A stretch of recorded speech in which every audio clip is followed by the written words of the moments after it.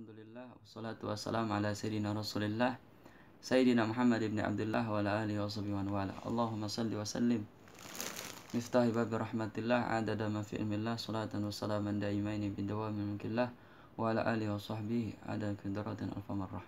Amma ba'du.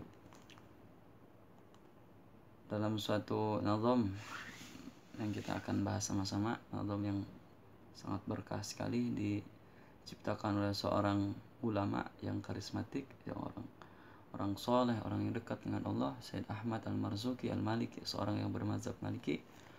Tetapi pemahaman kesimpulan akidahnya disepakati oleh seluruh ulama daripada mazhab Asy'ari, Ahlus Sunnati wal Jamaah, yang awalnya itu Abda'u bismillahi warrahmani. Aku memulai kitab ini dengan menyebut kata Bismillahirrahmanirrahim, dengan menyebut Bismillahirrahmanirrahim. Para ulama menyatakan kenapa beliau dalam syarahnya, ya, beberapa syarah yang saya simpulkan sedikit, kenapa memulai dengan Bismillah. Ada dua alasan. Satu, ittiba'i Nabi Muhammad SAW, mengikuti daripada Nabi Muhammad SAW, jadi ngambil berkah. Keduanya, mengikuti daripada Al-Quran. Kenapa memulai dengan Bismillahirrahmanirrahim? Oh ya, sebelum diceritakan tentang masalah isinya, sedikit menjelaskan tentang latar belakang kitab ini. Seluruh ulama sudah menceritakan bahwa kitab ini diciptakan atas dasar mimpi.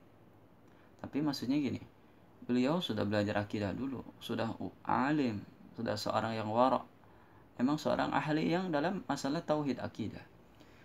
Dan Allah memberikan anugerah kepada beliau bermimpi Nabi Muhammad SAW dan ditalkin langsung nazamnya. Itu berupa yang tadi, Abda'u bismillahirrahmanirrahim. Langsung terbangun dalam keadaan itu sudah hafal nazamnya. Karena beberapa ulama dari ulama-ulama yang menjelaskan tentang kitab ini, siapa yang hafal nazam ini insya Allah masuk surga. Maksudnya dalam keadaan hafal nazam ini dalam keadaan istiqomah juga, ya, dalam keadaan dia taat sama Allah. Di intinya karena berkah ini nazam, insya Allah kita jauh dari maksiat, gitulah. Itu sedikit cerita tentang nazam ini. Jadi nazam ini penuh dengan ilmu dan berkah, ya. Kalau Ahlus Sunnah wal Jamaah Asy'ariyah yang hafal nazam ini sangat kurang afdol lah, karena ini ulama banyak saling mensyarahkan tentang kitab ini. Meskipun kecil, isinya nggak terlalu banyak, tapi yang syarahnya Masya Allah ulama besar semua.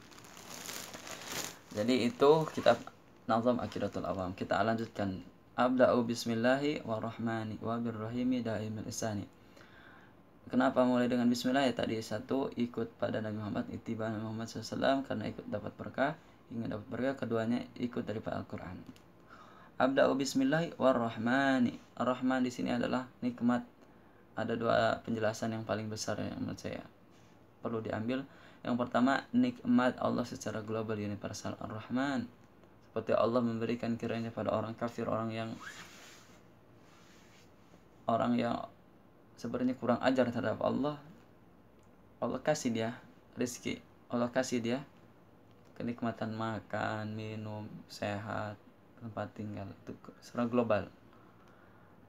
Dan keduanya Ar-Rahim, dan nikmat Allah secara khusus, khasais kepada orang beriman. Jadi nikmat kelanjutan dari nikmat Rahman. Setelah orang beriman dapat nikmat Rahman, secara umum manusia dapat, tapi Allah khususkan pada orang beriman, ditambahkan kenikmatan iman, contoh itu, ditambah kenikmatan takwa, ditambah kenikmatan ibadah, ditambah kenikmatan sedekah, qalbun salim wa salamatu sudur, ketenangan hati, kebersihan hati, dan lapangnya dada. Tidak ada yang lebih nikmat daripada nikmatnya orang beriman. Ketika ditimpa suatu kebahagiaan, dia mengucapkan alhamdulillah, bersyukur. Dan ketika ditimpa musibah, dia mengucapkan bersabar, isbir. Jadi tidak ada hal yang seperti ini kecuali ditimpakan kepada orang yang beriman.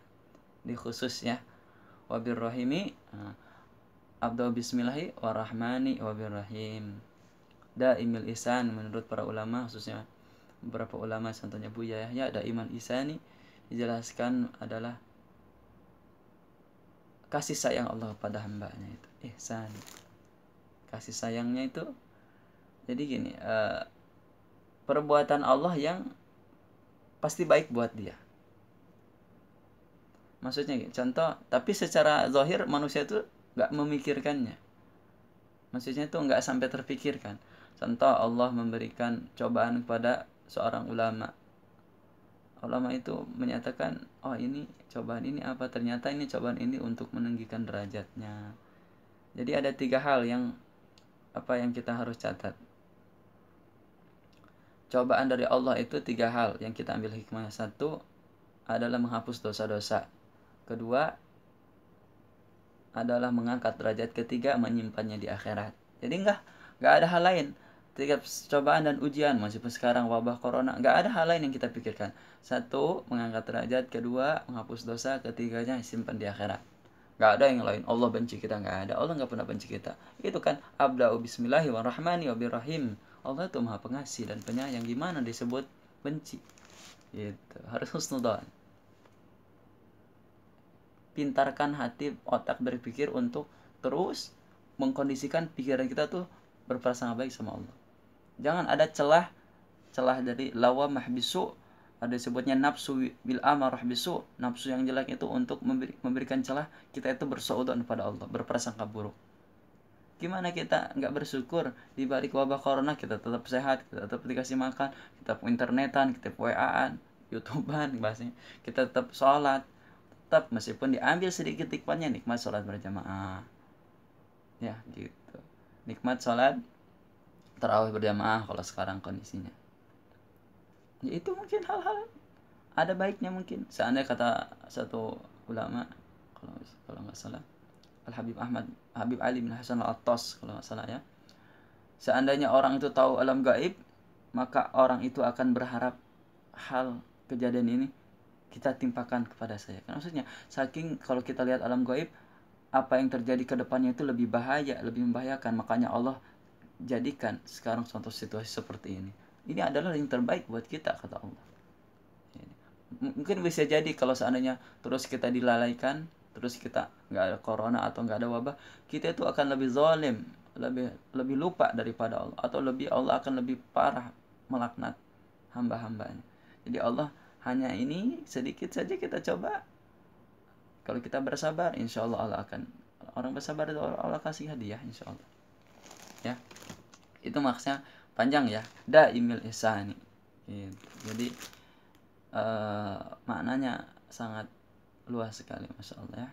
Makanya itu, tapi ada 2 makna, satu makna lagi yaitu wabirrahimi daimil ihsani, abda'u bismillahirrahmani wabirrahimi daimil ihsani. Itu kata para ulama lagi sebetulnya Ar-Rahman itu nikmat Allah di dunia yang diberikan pada kita, dan Ar-Rahim adalah nikmat yang diberikan pada kita di akhiratnya.